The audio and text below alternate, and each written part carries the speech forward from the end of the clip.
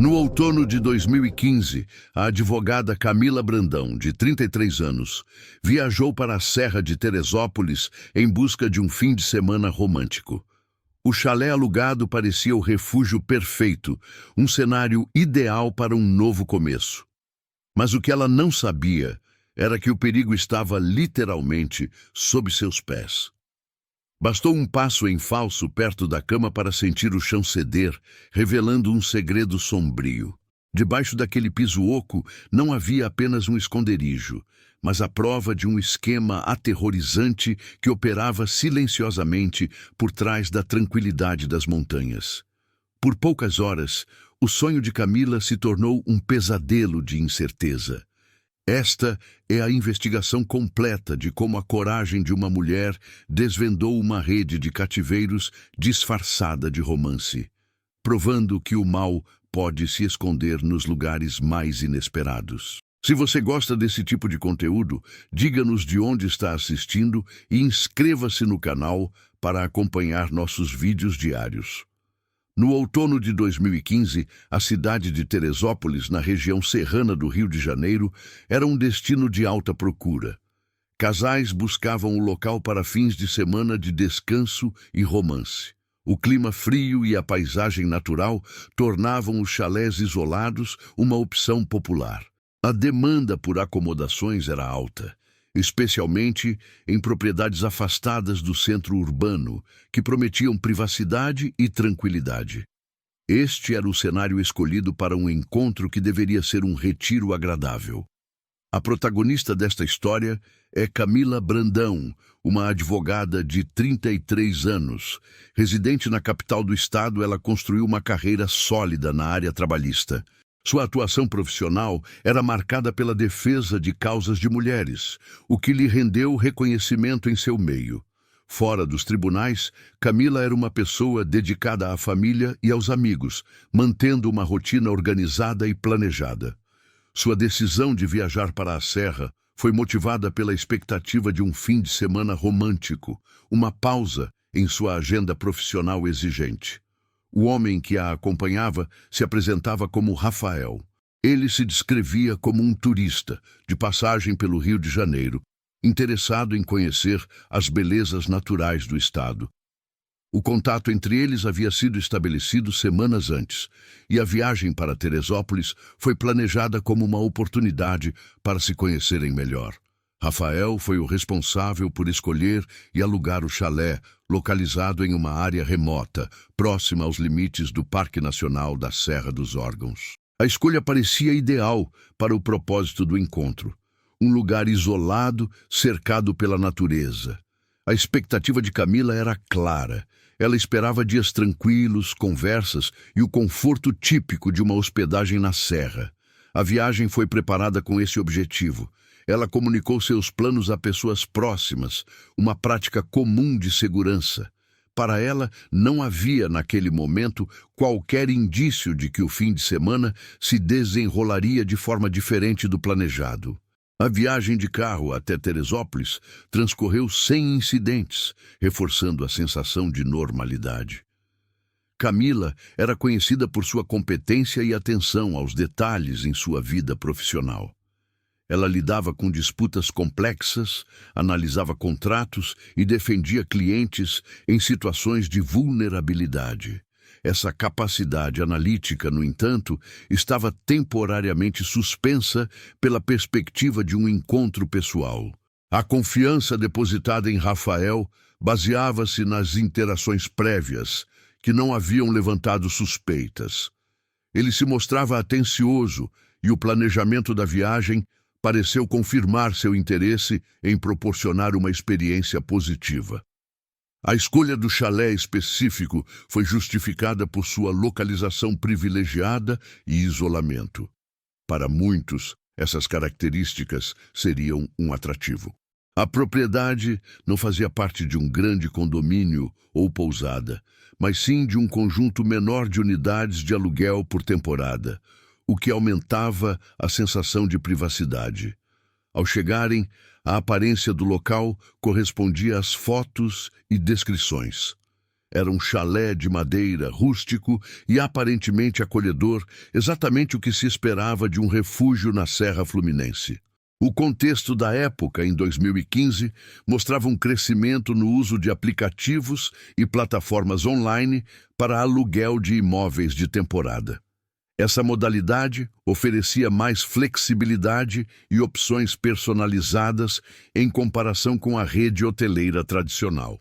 No entanto, também apresentava desafios relacionados à segurança e à verificação de anfitriões e hóspedes. O caso de Camila Brandão viria a se tornar um exemplo dos riscos ocultos por trás da aparente facilidade dessas transações. Naquele momento, porém, a única realidade era a promessa de um fim de semana que deveria ser memorável por razões positivas. A viagem de carro partiu da capital em direção à Serra. O destino final não era o centro de Teresópolis, mas uma área mais afastada. Rafael guiava o veículo por estradas que se tornavam progressivamente mais estreitas e sinuosas.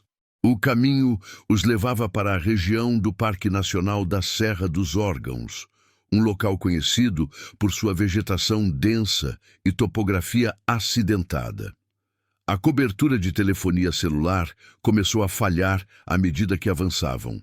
Antes de perder completamente o sinal, Camila Brandão executou um procedimento de segurança.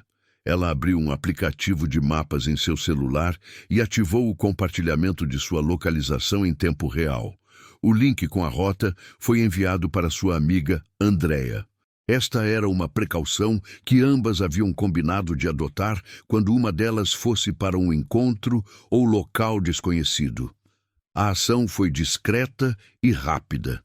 Para Rafael, ela estava apenas checando o trajeto. O percurso final os tirou do asfalto. A estrada de acesso ao conjunto de chalés era de terra, mal conservada em alguns trechos. As propriedades eram poucas e distantes umas das outras.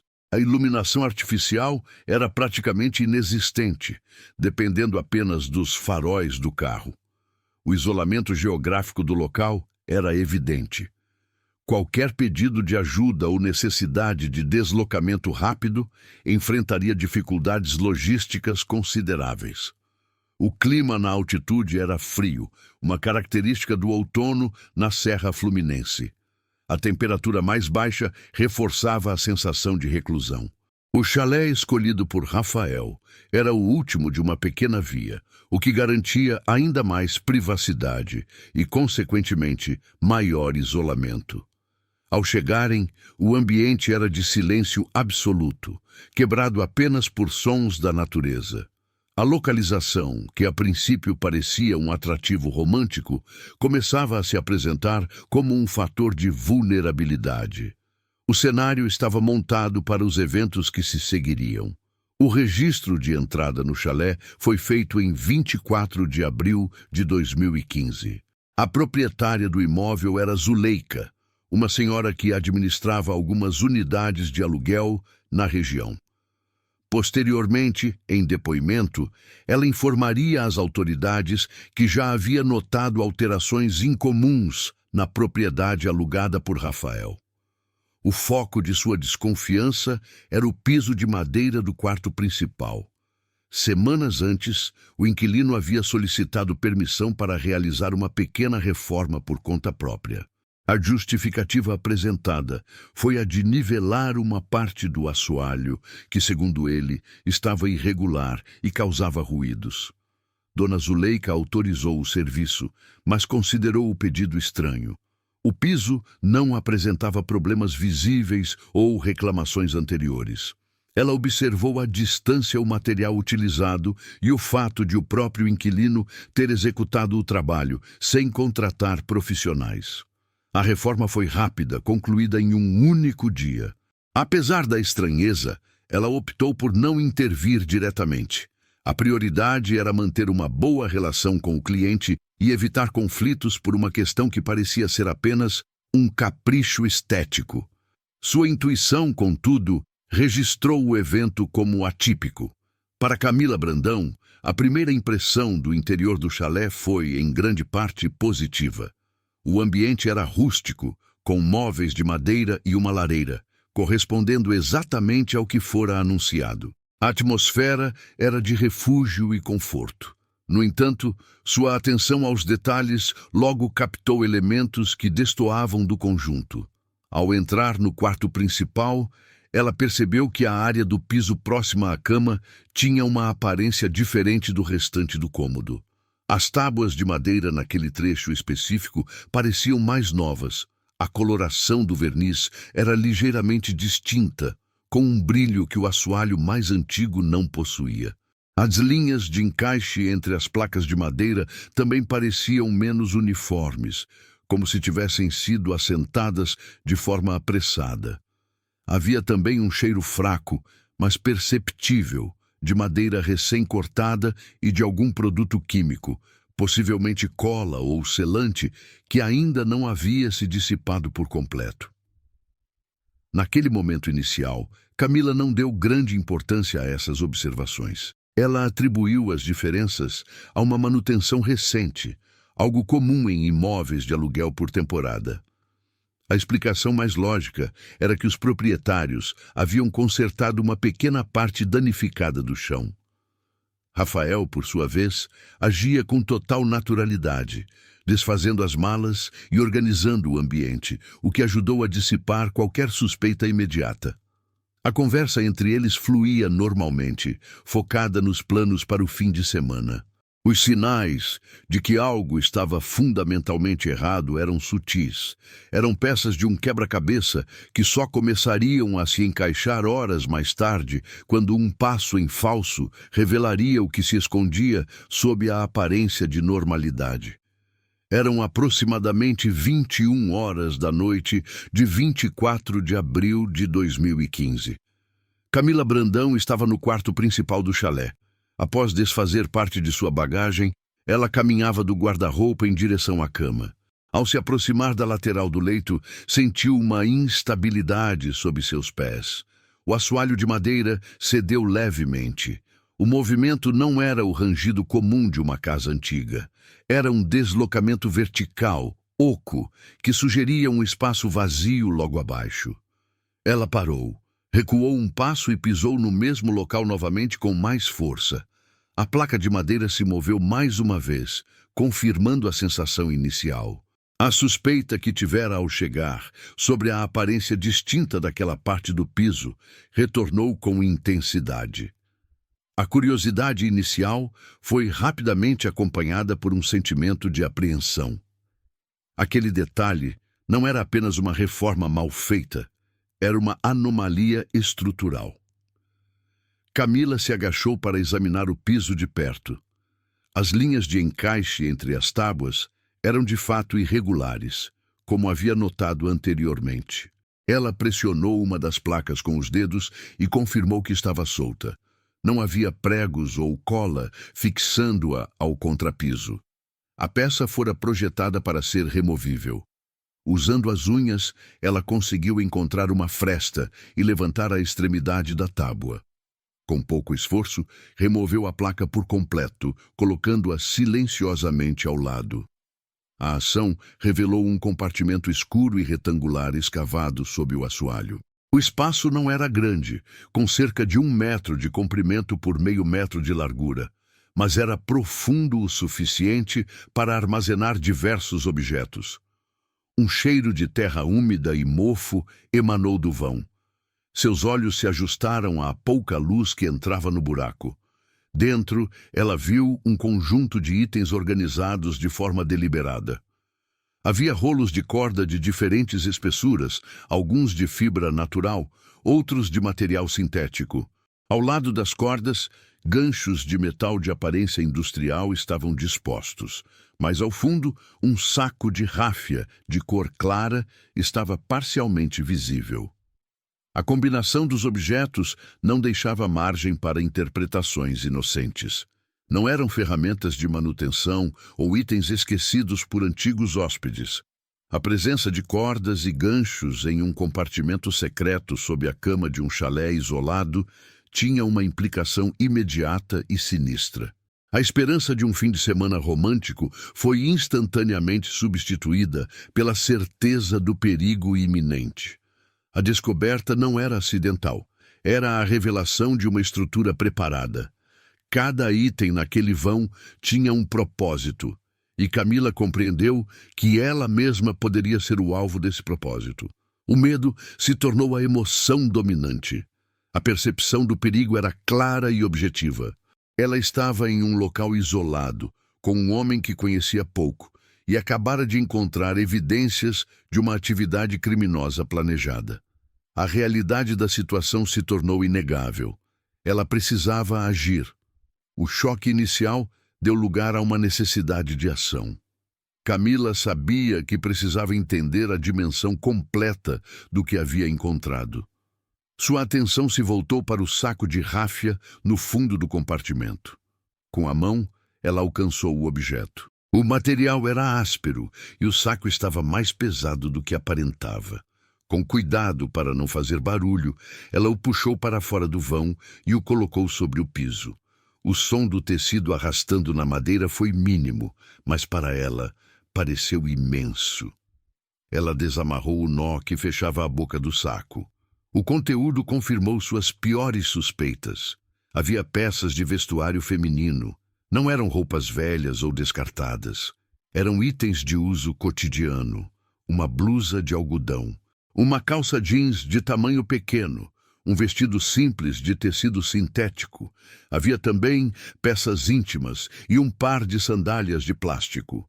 As roupas eram de tamanhos e estilos variados, claramente pertencentes a pessoas diferentes. A diversidade das peças indicava a presença de múltiplas vítimas. A descoberta transformou o medo em uma certeza objetiva. Ela estava em uma armadilha. O chalé não era um refúgio, mas uma estrutura preparada para um crime. Rafael não era um turista, mas um predador. Cada segundo que permanecia no local aumentava seu risco. Ela precisava comunicar o que encontrou, mas qualquer movimento brusco poderia alertá-lo. Ele estava na sala, a poucos metros de distância. Com o máximo de silêncio, ela colocou as roupas de volta no saco e o empurrou para dentro do compartimento. Reposicionou a placa de madeira solta, alinhando-a com o resto do assoalho. Levantou-se e caminhou até a cômoda, onde seu celular estava carregando. O risco de ser descoberta era alto. Ela pegou o aparelho, fingindo verificar as horas. Com os dedos firmes, abriu o aplicativo de mensagens, localizando a conversa com sua amiga Andrea. Pressionou o botão de gravação de áudio. Com a boca muito próxima ao microfone do telefone, ela sussurrou uma mensagem curta e direta.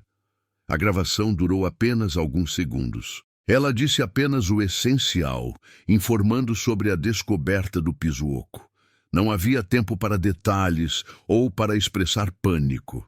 A mensagem era um alerta factual. Ela enviou o áudio. O sinal de internet no chalé era fraco, mas o indicador mostrou que a mensagem foi entregue. Era a primeira ação concreta para sua sobrevivência. Após enviar a mensagem de áudio, Camila Brandão permaneceu imóvel por um instante. A adrenalina dominava seu sistema, mas o pânico precisava ser controlado. Qualquer sinal de desespero poderia alertar Rafael e anular sua única chance de escapar. A prioridade absoluta era sair do chalé. Para isso, ela precisava de uma justificativa crível. Algo que não levantasse a menor suspeita e que se encaixasse no contexto de um encontro romântico. Ela controlou a respiração e guardou o celular. Sua mente, treinada para encontrar soluções lógicas sob pressão, avaliou as opções. Correr seria inútil. O isolamento do local e a escuridão da noite tornariam uma fuga a pé impossível. A única saída viável era usar seu próprio carro. O desafio era criar um motivo para sair sozinha àquela hora, sem que ele se oferecesse para acompanhá-la. A desculpa precisava ser convincente e pessoal. O plano se formou rapidamente. Ela sairia para comprar uma garrafa de vinho. Não um vinho qualquer, mas um tipo específico, que ela diria ser seu favorito para ocasiões especiais. A justificativa era sólida. Reforçava a farsa do encontro romântico, criava um pretexto para uma celebração e, o mais importante, justificava sua saída imediata. A urgência seria explicada pela vontade de ter a bebida para o jantar que preparavam. Com o plano definido, ela agiu. Deixou o quarto e caminhou em direção à sala, onde Rafael estava. Seus movimentos eram deliberados, sem pressa. Ela forçou uma expressão neutra, buscando a naturalidade que a situação exigia. Ao se aproximar, ela iniciou a conversa de forma casual. Comunicou a ele sua ideia de buscar um vinho para complementar a noite. Para tornar a história mais robusta, ela mencionou o nome de uma vinícola e um tipo de uva, detalhe que conferia autenticidade à sua preferência. Rafael a ouviu. Sua reação era o ponto crítico do plano. Ele não demonstrou suspeita. Ao contrário, pareceu concordar com a ideia, vendo-a como um gesto que contribuía para o clima da noite. Ele não se ofereceu para ir com ela, exatamente como ela previra. A desculpa de ser uma escolha pessoal e específica funcionou. Para ele, era apenas um detalhe do encontro. Para Camila, era a diferença entre a vida e a morte. Ela pegou sua bolsa e as chaves do carro, que estavam sobre uma pequena mesa perto da porta. Cada movimento era medido para não transparecer a urgência que sentia. Ela se despediu com uma promessa de que voltaria em breve. Ao girar a maçaneta, sentiu o ar frio da noite. O som da porta se fechando atrás dela foi o primeiro sinal concreto de que o plano estava em execução. Ela estava fora do chalé, mas ainda estava na propriedade. A parte mais perigosa da fuga estava apenas começando. Às 22 horas, o sistema de vigilância do acesso ao condomínio de chalés registrou a saída do veículo de Camila Brandão. A câmera, posicionada em um poste de madeira, capturou a imagem dos faróis cortando a escuridão. O portão eletrônico se fechou lentamente atrás do carro. Para um observador externo, era uma cena rotineira. Para Camila, representava o início de uma fuga. O primeiro obstáculo havia sido superado. Ela estava fora do chalé e na estrada. O trajeto de volta era o mesmo percorrido na chegada, mas a percepção do ambiente havia mudado. A estrada de terra, estreita e sem iluminação, não permitia alta velocidade. Cada curva exigia atenção, e a vegetação densa nas laterais criava zonas de completa escuridão. O silêncio dentro do carro era absoluto, quebrado apenas pelo som dos pneus sobre o cascalho. Seus olhos alternavam entre a estrada à frente e o espelho retrovisor. A preocupação de ser seguida era constante. Qualquer par de luzes que surgisse atrás dela seria um sinal de perigo imediato. A condução do veículo era metódica, uma tentativa de manter o controle em meio à tensão. Ela sabia que dirigir de forma errática poderia causar um acidente, o que a deixaria ainda mais vulnerável. A prioridade era alcançar a estrada asfaltada, onde teria mais chances de encontrar outros veículos e, crucialmente, sinal de telefonia móvel. Durante o percurso de ida, ela havia notado os pontos onde o sinal desaparecia.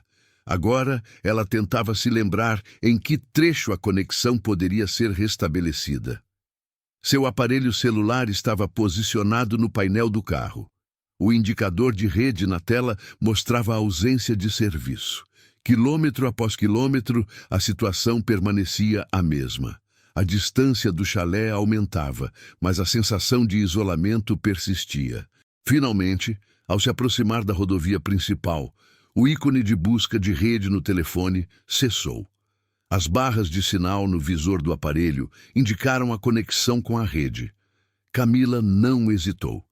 Ela reduziu a velocidade e encostou o carro no acostamento, em um ponto onde se sentia minimamente segura. Discou o número de emergência da polícia.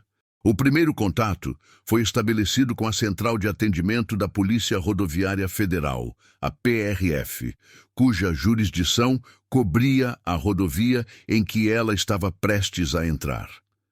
A chamada foi atendida rapidamente. A comunicação foi direta e objetiva.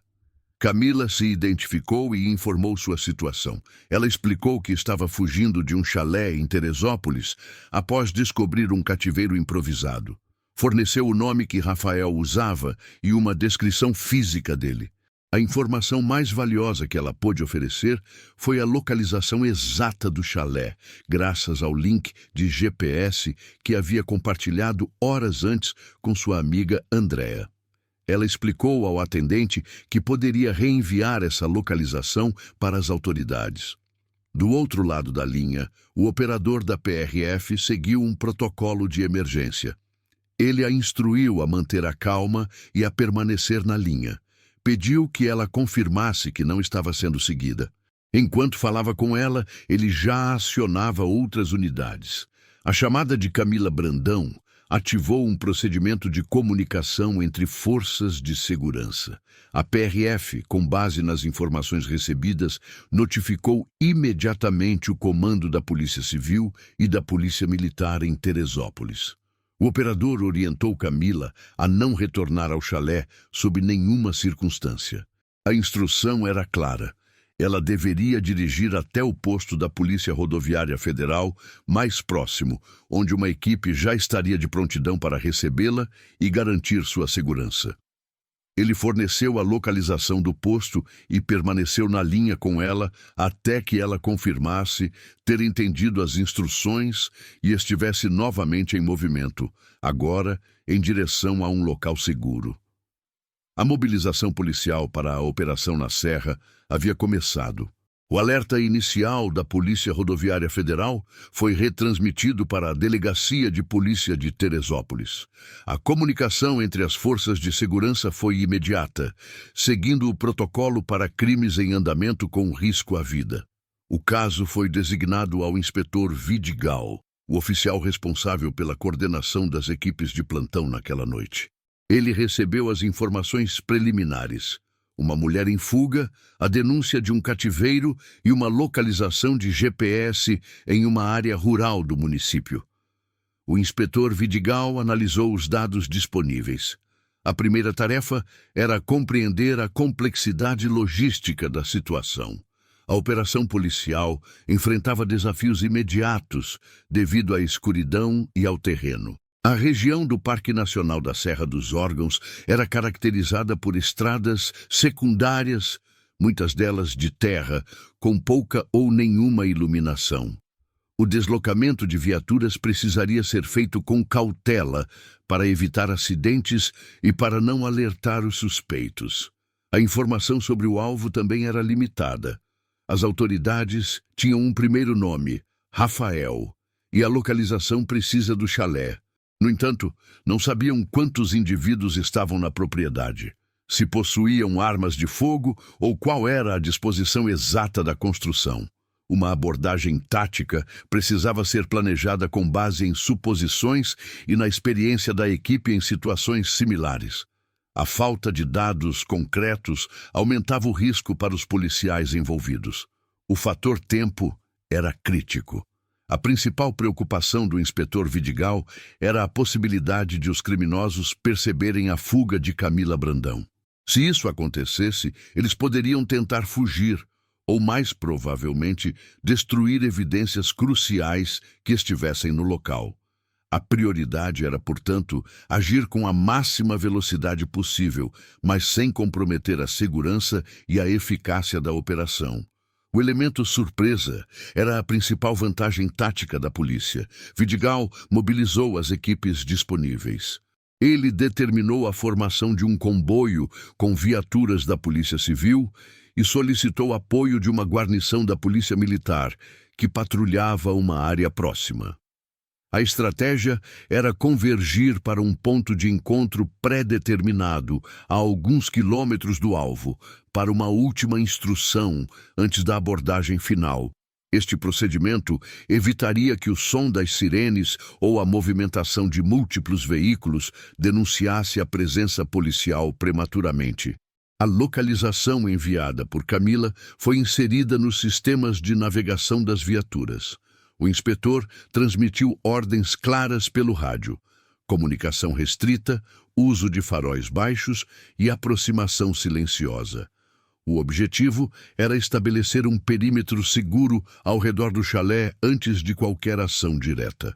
A operação na Serra estava em andamento, movendo-se pela escuridão com o objetivo de capturar os suspeitos e preservar a cena do crime que Camila Brandão havia acabado de revelar. Por volta das 23h15 de 24 de abril de 2015, as viaturas policiais alcançaram o ponto de encontro definido pelo inspetor Vidigal. O local ficava a uma distância segura do alvo, fora do alcance visual e auditivo do chalé. Conforme o protocolo, os faróis dos veículos foram desligados e a comunicação por rádio foi reduzida ao mínimo essencial. As equipes desembarcaram e iniciaram a aproximação final a pé, utilizando a escuridão e a vegetação densa da serra como cobertura. O avanço foi feito em silêncio, com os policiais movendo-se de forma tática para cercar a propriedade. A estratégia consistia em estabelecer um perímetro completo antes de qualquer tentativa de entrada. As equipes se dividiram conforme o plano. Um grupo assumiu posições nos fundos do chalé, bloqueando qualquer rota de fuga pela mata. Outro grupo se posicionou na frente, controlando a única via de acesso e a entrada principal. Em poucos minutos, o chalé estava completamente cercado. Não havia saída para quem estivesse dentro. Luzes estavam acesas no interior do imóvel, indicando que os ocupantes estavam acordados e presentes. Com todas as unidades em posição, o inspetor Vidigal deu a ordem para a entrada. A ação foi rápida e coordenada. A equipe designada para a frente avançou e arrombou a porta principal do chalé.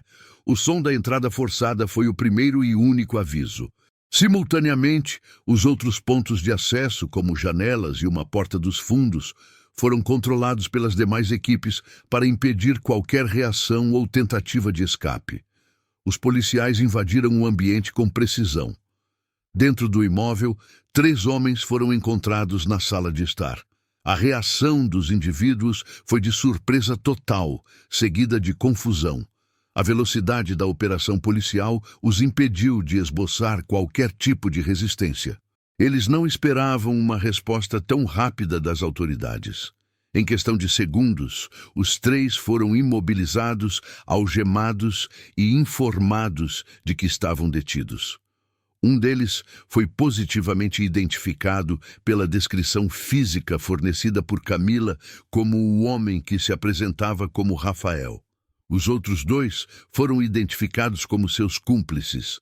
Com os suspeitos sob custódia, a primeira fase da operação foi concluída com sucesso. Uma varredura inicial foi feita no interior do chalé para garantir que não havia mais ninguém no local e que a área estava segura.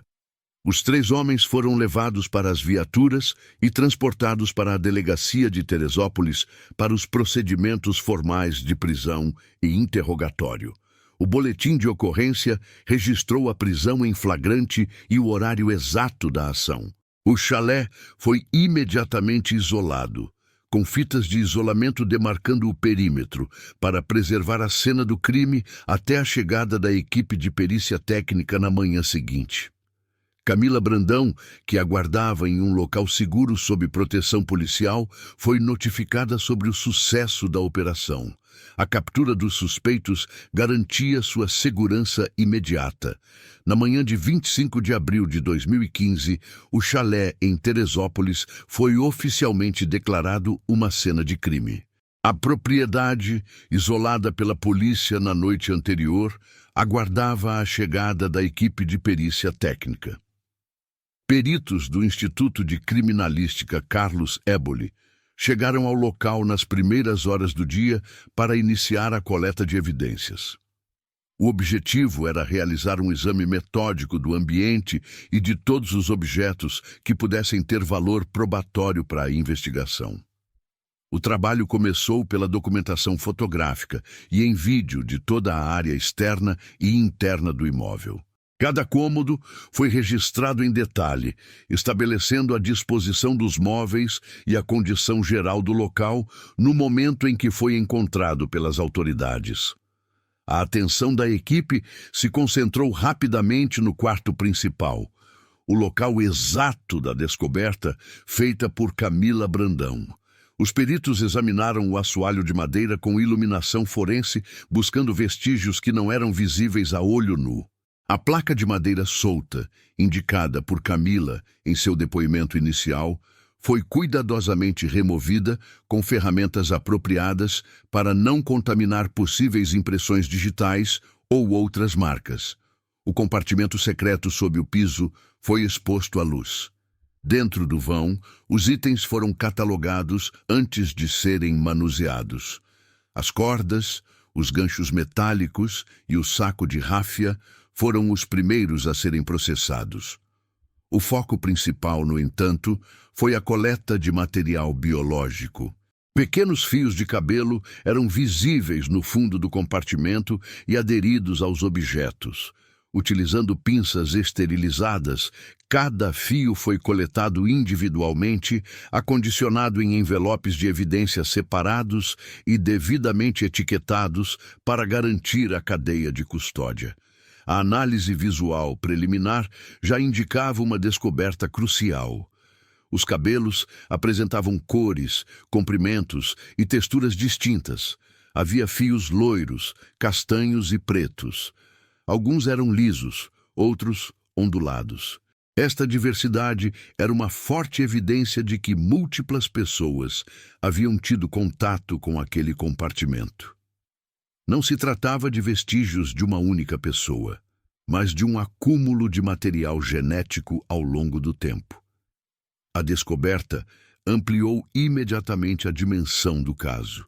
A investigação deixou de se concentrar apenas na tentativa de crime contra Camila Brandão.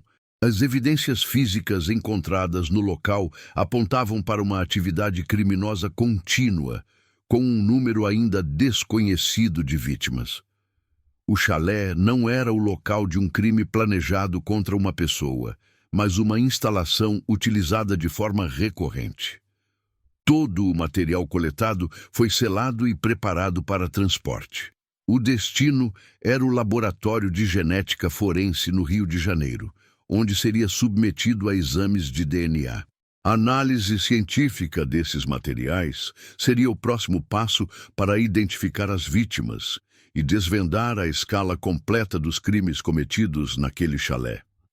A cena do crime havia fornecido as primeiras respostas, e elas eram piores do que os investigadores inicialmente imaginavam. Enquanto os materiais biológicos seguiam para a análise de DNA, uma outra frente da investigação se concentrava nas evidências físicas coletadas no compartimento secreto.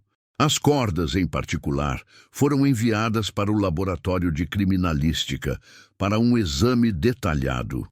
Os peritos responsáveis por esta análise sabiam que as fibras de um tecido podem revelar informações cruciais sobre seu uso e origem. O objetivo era entender a composição exata daquelas cordas e buscar por qualquer vestígio que pudesse indicar seu propósito. O exame começou com uma análise macroscópica. Os rolos de corda eram de tipos diferentes. Alguns eram feitos de uma fibra natural, de cor clara e textura mais macia. Outros eram de um material sintético, mais rígido e com um brilho característico.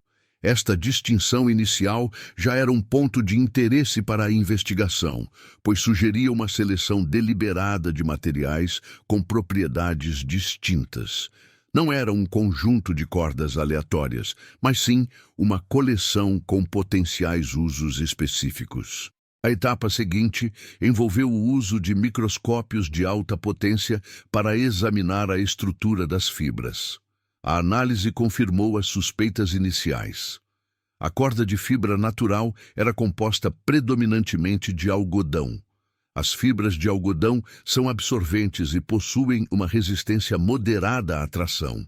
A corda sintética, por sua vez, foi identificada como sendo de polipropileno, um polímero plástico conhecido por sua alta durabilidade, resistência à umidade e ao atrito.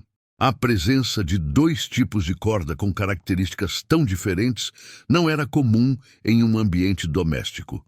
A descoberta mais significativa, no entanto, veio de uma análise química mais aprofundada. Os peritos aplicaram técnicas de espectrometria para identificar substâncias residuais impregnadas nas fibras.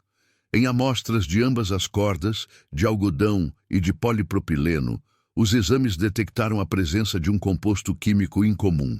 Tratava-se de um lubrificante de base mineral, com aditivos que o tornavam compatível com o uso em maquinário pesado. Era um lubrificante de grau industrial. A presença desta substância era uma evidência contundente. Lubrificantes industriais não são produtos de uso doméstico. Sua aplicação nas cordas não poderia ser explicada por um acidente ou por uma finalidade de manutenção do chalé. A conclusão do laudo pericial foi inequívoca. O lubrificante foi aplicado de forma intencional. A função de tal substância em cordas seria a de reduzir o atrito, prevenir o desgaste das fibras pelo uso repetido e facilitar o deslizamento em nós ou sobre superfícies. A combinação das evidências pintava um quadro claro para os investigadores. Os criminosos não haviam improvisado. Eles montaram um kit de ferramentas com materiais selecionados para uma finalidade específica. A escolha de cordas de algodão e polipropileno, juntamente com a aplicação de um lubrificante industrial, demonstrava planejamento e premeditação. Refutava qualquer argumento de que os objetos encontrados poderiam ter uma finalidade legítima.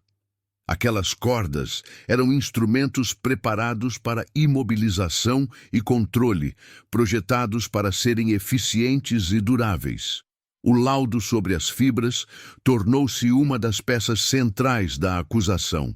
Ele transformou as cordas de meros objetos encontrados em uma cena de crime em uma prova material da metodologia dos criminosos. A análise laboratorial contou uma história silenciosa, mas detalhada sobre a preparação por trás dos crimes.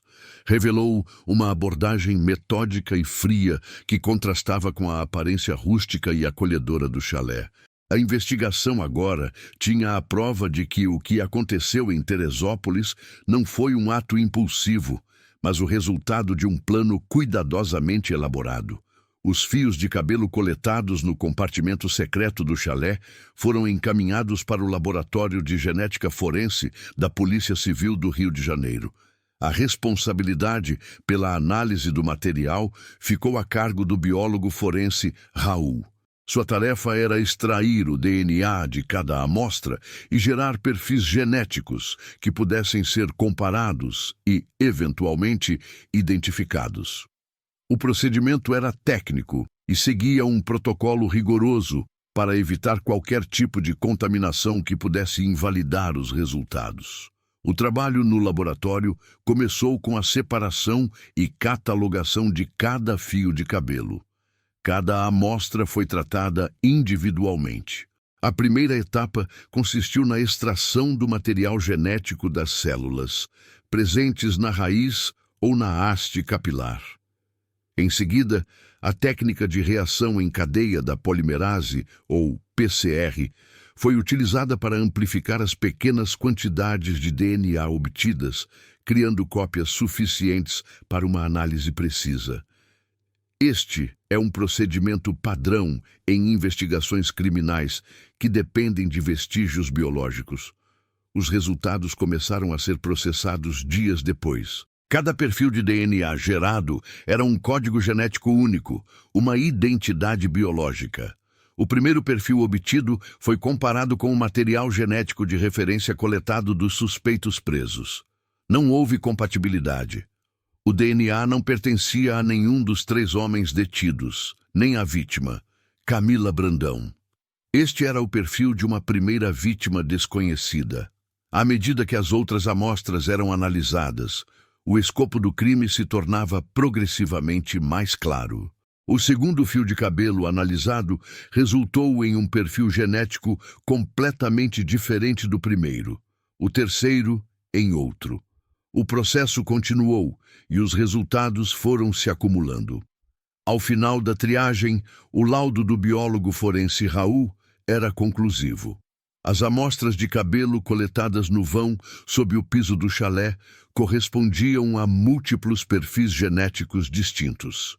Nenhum deles compatível com os envolvidos, já conhecidos no caso. A análise confirmou cientificamente o que as roupas femininas encontradas no saco de Ráfia já sugeriam. Várias mulheres, além de Camila, estiveram naquele cativeiro. O DNA era a prova irrefutável. As vítimas, até então anônimas e silenciosas, agora tinham uma presença biológica na investigação. Eram indivíduos reais, com identidades genéticas únicas, cujas histórias precisavam ser descobertas. Para a equipe do inspetor Vidigal, o laudo do Laboratório de Genética Forense representou uma virada fundamental no caso. A investigação não era mais sobre uma tentativa de sequestro contra uma única pessoa.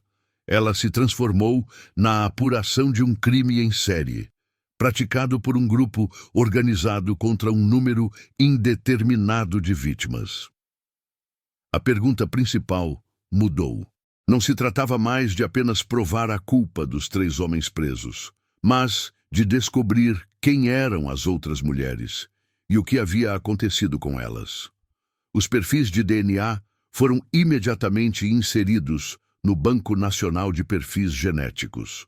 O objetivo era buscar por correspondências com material genético de pessoas desaparecidas ou de familiares que tivessem registrado seus dados na esperança de encontrar um parente. A investigação agora tinha uma nova e urgente prioridade: dar nomes às vítimas silenciosas do chalé de Teresópolis. O caso havia se tornado muito maior e mais complexo do que qualquer um poderia ter imaginado na noite da fuga de Camila Brandão. Com as evidências físicas do chalé em análise, a investigação se voltou para os dispositivos eletrônicos apreendidos. Os celulares dos 3 suspeitos e o sistema de GPS do carro utilizado por Rafael foram encaminhados para o setor de perícia digital da Polícia Civil. O objetivo era extrair dados que pudessem revelar a rotina do grupo, seus contatos e, principalmente, seus deslocamentos. A análise do histórico de geolocalização era considerada uma prioridade. Os peritos iniciaram o trabalho no GPS do veículo. Ao extrair os dados de navegação dos meses anteriores, um padrão começou a emergir. O histórico de rotas não mostrava viagens longas ou deslocamentos típicos de um turista. Em vez disso, o sistema registrava uma série de viagens curtas e repetitivas, todas concentradas na região serrana de Teresópolis e em municípios vizinhos. Os destinos eram sempre endereços específicos em áreas rurais e isoladas. A equipe de investigação cruzou esses endereços com registros de aluguel por temporada. A descoberta confirmou as suspeitas. Os pontos finais das rotas do GPS correspondiam a outros chalés e casas de campo, alugados por curtos períodos sob nomes diferentes, mas com documentos que, após análise, se mostraram falsos. O grupo não operava a partir de um único local. Eles mantinham uma estrutura móvel, alternando entre múltiplas propriedades. Esta informação, combinada com os múltiplos perfis de DNA encontrados no primeiro chalé, alterou fundamentalmente a compreensão do crime. Os investigadores não estavam lidando com um cativeiro fixo, mas com um circuito de cativeiros. A hipótese formulada pela polícia era a de que as vítimas eram levadas para um desses locais e possivelmente movidas entre as propriedades para dificultar a localização e manter o controle. O chalé onde Camila Brandão foi mantida era apenas uma das peças de uma rede maior. A investigação do conteúdo dos celulares reforçou essa conclusão. Foram encontrados vídeos e fotografias de outras mulheres em cativeiro. As imagens mostravam diferentes ambientes internos, confirmando que as gravações foram feitas em mais de um imóvel. A análise das filmagens indicava que as vítimas eram mantidas sob ameaça e coagidas a participar de atos que eram registrados pelos criminosos. O modus operandi do grupo se tornou claro para as autoridades. Eles estabeleciam uma rede de propriedades alugadas em locais de difícil acesso. Cada local era preparado com antecedência, como evidenciado pelo piso oco e pelos materiais encontrados. As vítimas eram atraídas sob falsas promessas, levadas para um dos cativeiros e mantidas isoladas. A rotação entre os chalés servia a múltiplos propósitos. Evitava que a presença prolongada de uma vítima em um único local levantasse suspeitas entre vizinhos ou proprietários. Criava desorientação e dificultava qualquer plano de fuga, e permitia que o grupo operasse de forma contínua, mesmo que uma das propriedades se tornasse temporariamente inutilizável. A reviravolta foi completa. O caso, que começou com a denúncia de uma única vítima corajosa, revelou uma infraestrutura de abuso organizada e itinerante. Os criminosos não eram oportunistas, mas operadores de um sistema planejado para a exploração de mulheres. A pergunta central da investigação mudou. Não se tratava mais de apenas condenar os 3 homens presos, mas de desmantelar toda a rede.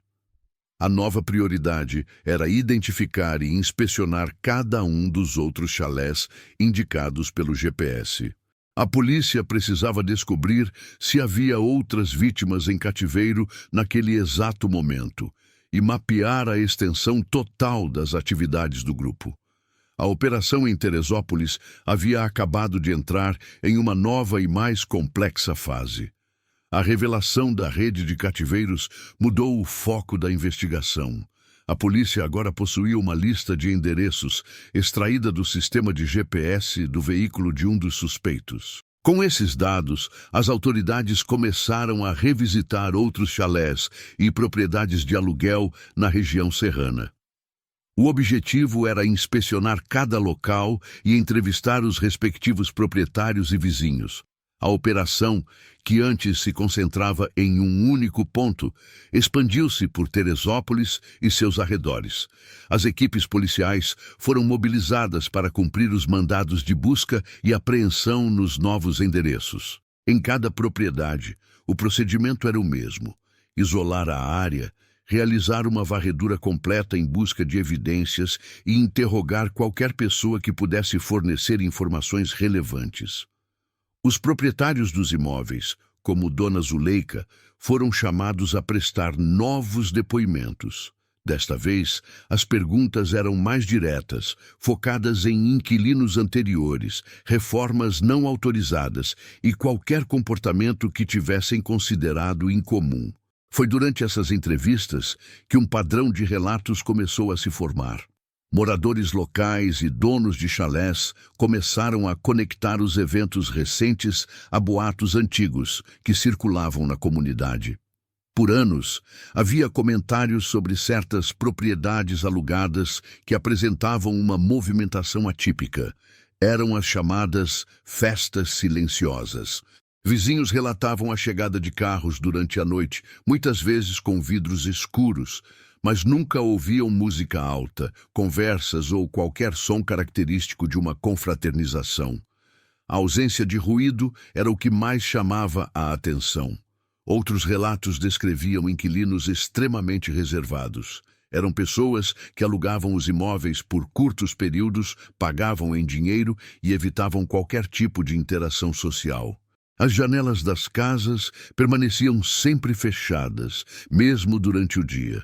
A entrada e saída de pessoas ocorria em horários irregulares, principalmente de madrugada. Essas observações, quando ocorreram, foram tratadas como casos isolados de comportamento excêntrico ou de pessoas que simplesmente valorizavam a privacidade de forma extrema. Ninguém havia conectado os pontos. Com a descoberta da rede criminosa, esses antigos sussurros ganharam um novo e claro significado. As festas silenciosas não eram festas. A movimentação noturna e o sigilo dos ocupantes não eram sinais de excentricidade, mas sim a cobertura para uma atividade ilícita. A polícia começou a entender que os sinais de alerta sempre estiveram presentes, mas foram interpretados de forma equivocada pela comunidade. O perigo não estava escondido de forma perfeita. Ele estava visível, mas disfarçado de normalidade. A percepção de segurança na região foi profundamente abalada. Teresópolis, antes vista como um refúgio tranquilo, passou a ser encarada com desconfiança pelos próprios moradores. A ideia de que uma infraestrutura de cativeiro e abuso poderia operar por tanto tempo, bem ao lado de suas casas, gerou um sentimento de vulnerabilidade. A comunidade percebeu que o perigo não era uma ameaça externa, mas algo que havia se instalado dentro de seu próprio ambiente, utilizando a fachada de turismo e lazer como camuflagem. As autoridades revisitaram os boletins de ocorrência de pessoas desaparecidas nos últimos anos, buscando por possíveis conexões com os perfis de DNA encontrados. A investigação se tornou um esforço coletivo para reconstruir o passado e entender a verdadeira escala dos crimes. Os sussurros de Teresópolis, antes ignorados como meros boatos, transformaram-se em testemunhos cruciais, peças de um quebra-cabeça que revelava como a violência pode se ocultar à vista de todos, protegida pela discrição e pelo silêncio. O julgamento dos 3 homens presos no chalé de Teresópolis foi rápido. As evidências coletadas pela perícia eram conclusivas. As cordas com lubrificante industrial, os múltiplos perfis de DNA, os vídeos encontrados nos celulares e o histórico de deslocamento do GPS formaram uma base de prova sólida. Os acusados foram condenados por sequestro, cárcere privado, associação criminosa e outros crimes relacionados. As sentenças foram severas, refletindo a natureza organizada e a brutalidade de suas ações. A resolução judicial encerrou o capítulo criminal do caso, mas seu impacto social estava apenas começando. O caso de Camila Brandão expôs uma falha crítica na economia de aluguéis por temporada, um setor em plena expansão. A facilidade de alugar um imóvel para um fim de semana escondia a falta de mecanismos de segurança e verificação. A investigação demonstrou como criminosos poderiam explorar essa brecha para criar infraestruturas de cativeiro, utilizando a aparência de normalidade e a promessa de privacidade como suas principais armas. A confiança entre anfitriões e hóspedes, pilar desse modelo de negócio, foi profundamente abalada. Em resposta direta a essa nova percepção de risco, as autoridades estaduais, em parceria com associações de turismo e plataformas de aluguel, desenvolveram novas políticas de segurança. A primeira medida foi a criação de um canal de denúncias anônimo, específico para o setor de hospedagem temporária. O serviço, acessível por telefone e por um aplicativo, permitia que proprietários, vizinhos ou os próprios hóspedes reportassem atividades suspeitas sem a necessidade de se identificar. As denúncias eram encaminhadas diretamente para uma força-tarefa policial especializada. A segunda iniciativa foi a implementação de cursos de capacitação para anfitriões. O treinamento, oferecido de forma gratuita, ensinava os proprietários a identificar sinais de alerta. Os módulos cobriam tópicos como a verificação de documentos de identidade, o reconhecimento de comportamentos suspeitos durante o processo de reserva e a importância de realizar inspeções regulares em suas propriedades. Os anfitriões também recebiam orientação sobre como agir e quem contatar caso desconfiassem de alguma atividade ilícita. equilibrando a segurança com o respeito à privacidade do locatário. O legado do caso do piso oco foi, portanto, uma mudança de paradigma. A ideia de que um chalé isolado na serra era sinônimo de paz e segurança foi permanentemente alterada. Viajantes se tornaram mais cautelosos, fazendo mais perguntas sobre a segurança do local e compartilhando seus planos de viagem com mais frequência. A história de Camila Brandão tornou-se um estudo de caso sobre a importância da vigilância e da coragem individual. Sua decisão de compartilhar a rota por GPS e seu plano de fuga bem executado foram amplamente divulgados como exemplos de conduta em situações de alto risco. O crime em Teresópolis deixou uma pergunta duradoura para a sociedade, uma questão que ecoa sempre que uma nova história de violência se esconde por trás de uma fachada de normalidade. Quantos outros retiros, encontros ou promessas de fim de semana romântico são, na verdade, armadilhas cuidadosamente planejadas? O caso revelou que o perigo pode não estar em um beco escuro, mas em um chalé charmoso, com lareira e uma vista para as montanhas. Se você gostou deste vídeo, diga-nos de onde está assistindo nos comentários. Inscreva-se no canal para acompanhar nosso conteúdo e não perder nenhum episódio de Crimes Não Contados.